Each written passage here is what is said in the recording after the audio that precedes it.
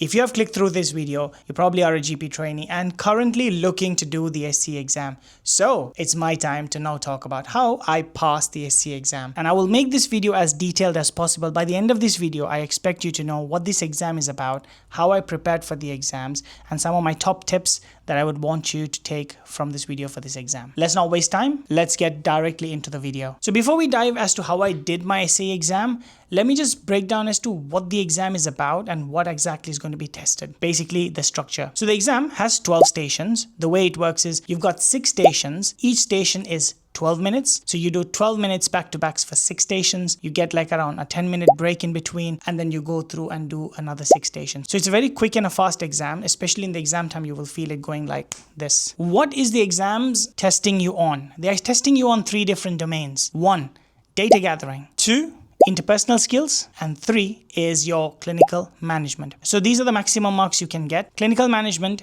is 3, interpersonal skills 3, and management is 4.5. So management carries the highest amount of mark.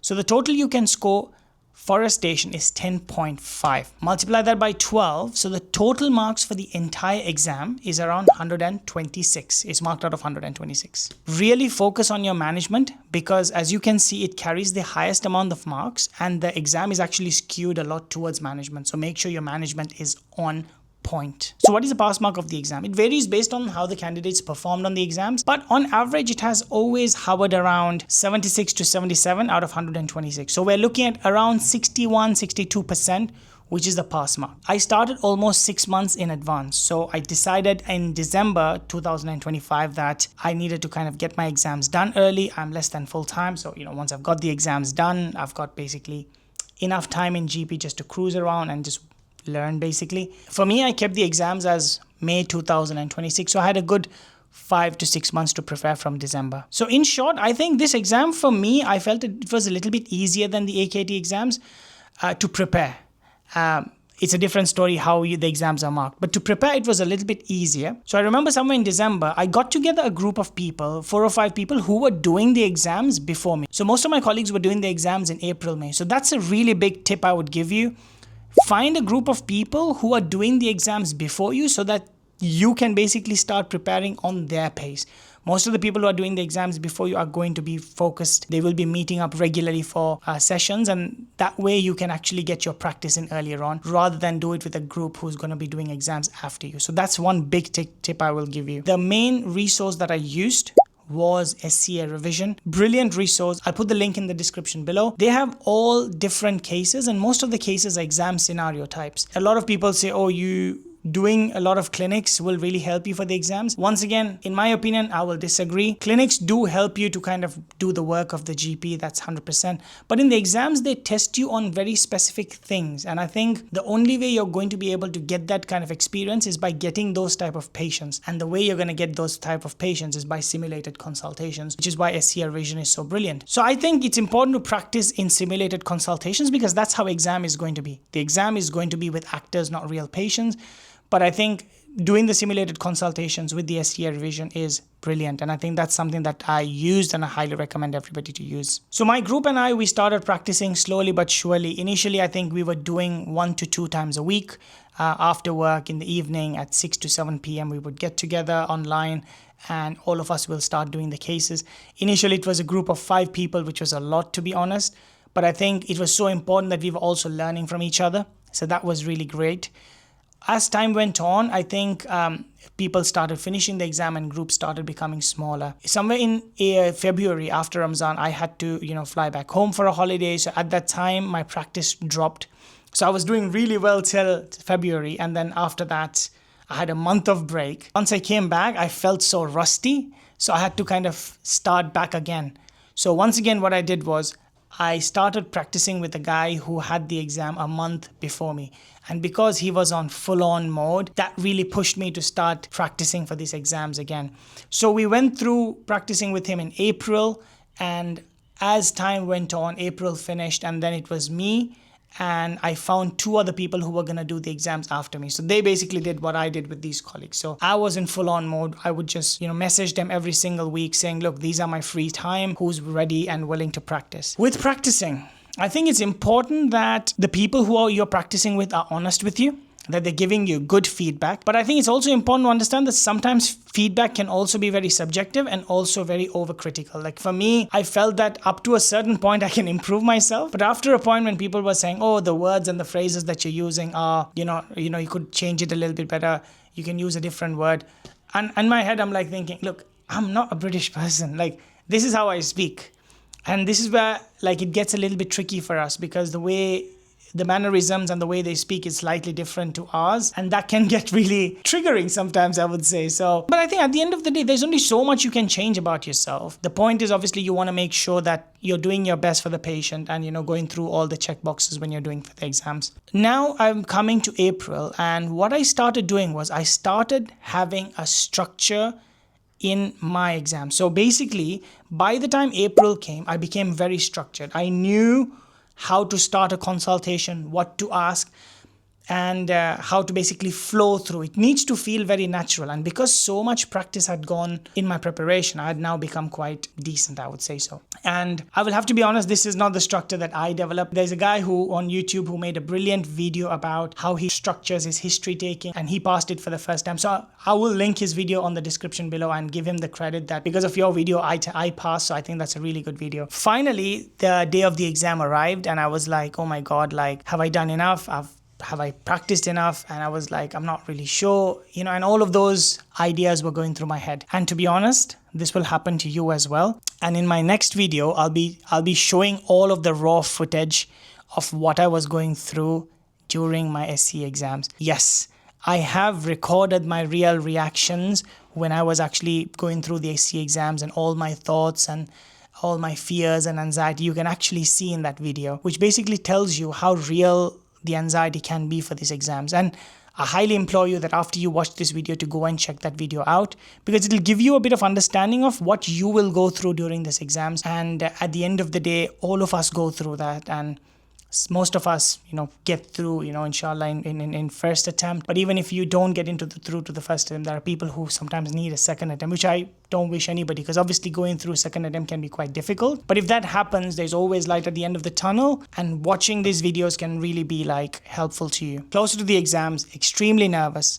I went for the exams, and in the mornings, which I really wanted. I wanted a morning session, and I think you don't have it in your control. They will decide whether you're going to be doing it in the morning or in the evening. I wanted the morning session because for me, I hate anticipation anxiety. I can't just get up early in the morning and wait till 1 o'clock to go and do for the exams. I was very, very lucky that, exams was in the morning, which meant getting up, changing, boom, getting to the surgery. Exams will be conducted in your surgery. So I had gone the day before, checked everything, got my computer checked, got my headphones, got my speakers, had covered everything because they wanted all of them covered. I sat for the exams, and I swear the cases just started flowing. Like, you just do one and then you move on to the next one. 12 minutes, guys. How much time is 12 minutes? It's not a lot, but it really, really matters what you do in those 12 minutes. For me, the biggest tip I will give you is that it doesn't really matter at the end of the day how much you have practiced. What it finally comes down is to those 3 hours of the exams. How you're going to calm your nerves, how you're going to be approaching those cases in each of those 12 minutes is going to dictate how you're going to pass this exam. And that's why it's so tricky, because people would have practiced so much and they feel like, they've done the exam and they failed. The reason that they failed was at the exam that they couldn't calm their nerves. So yes, I will highly implore you to sit down before the exams, give yourself enough time to practice. But finally, it's about sitting down and really basically going through the cases with the calmness and just to make sure your nervousness is under control. Finished the exams, came back. Obviously, like everybody else, I was like worried about stuff like, oh my God, what did I do? And that's what is so great about the next video, because I've recorded all of that in there. And I was like, I don't know if I'm going to pass. I don't know if I'm going to fail. And it was crazy. I remember the 2 days after the exams, I was still thinking about it. And for some reason, after a point, I had to pull it out of my head. I said, you know what? This is not natural. I have to move on. I have to live my life. So the next few weeks after the exams, I continued to go to work. But I went to work while I was happy that preparing for these exams did make me a better consulter, making sure that I consult better. But at the same time, as human beings, you need that closure, isn't it? You need to kind of feel that you've finished something and then you've done it. So if you've done it, you must be good. And those 4 weeks were like that. It was like your life is on a limbo. So I wanted to do things. I wanted to kind of create videos and stuff like that. But I really couldn't push myself to do it. Mainly because of the fact that I was like, I don't know if I've passed. I don't know. Like I need closure. I just need the closure.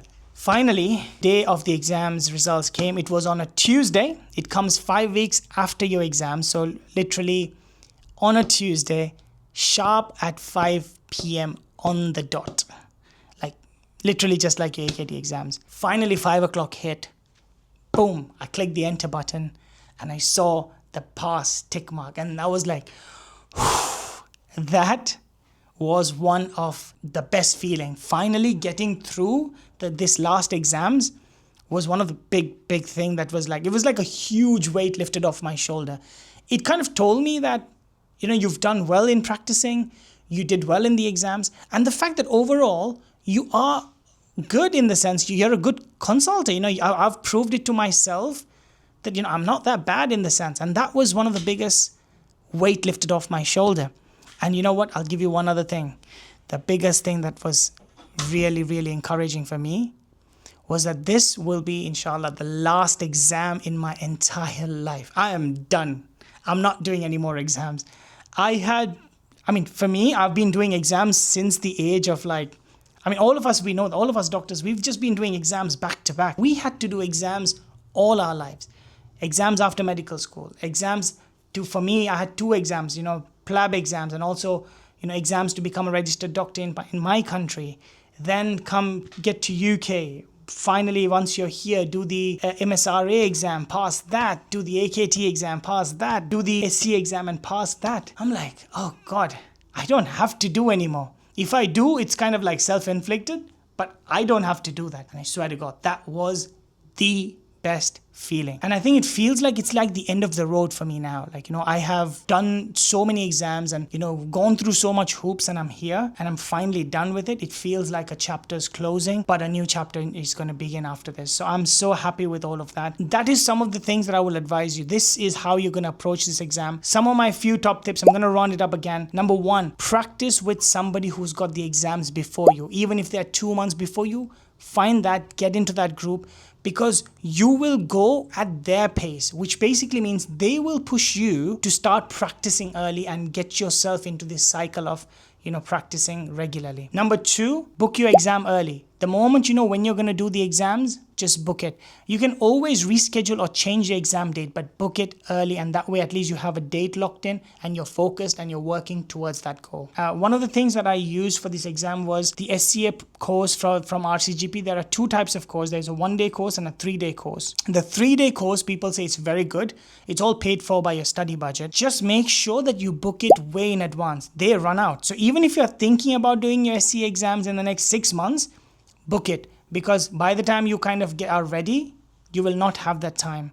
So book it and keep it ready. As the group that you're practicing with, make sure that good feedback they give you, take the feedback and try to take the most positives that you can. If you can't change some way you speak, that's fine, but as long as you're overall safe, nice doctor, then I think you should be okay from that perspective. So that was my journey through the SCA exam, guys. Finally passed it. I've done with all my exams. I've got a few more months left in the current practice that I am, and in a couple of months time I'm going to be a fully qualified GP. So I am done with these exams. I really wish and hope that you will be in that same position, and then this video will actually give you that kind of milestone, that kind of inspiration that you can do it as well. I'm just a regular guy. If I can do it, you can do it. If you enjoyed this video, give me a thumbs up, comment and let me know if there's any questions about the SCA that you want me to answer, and I'll answer them.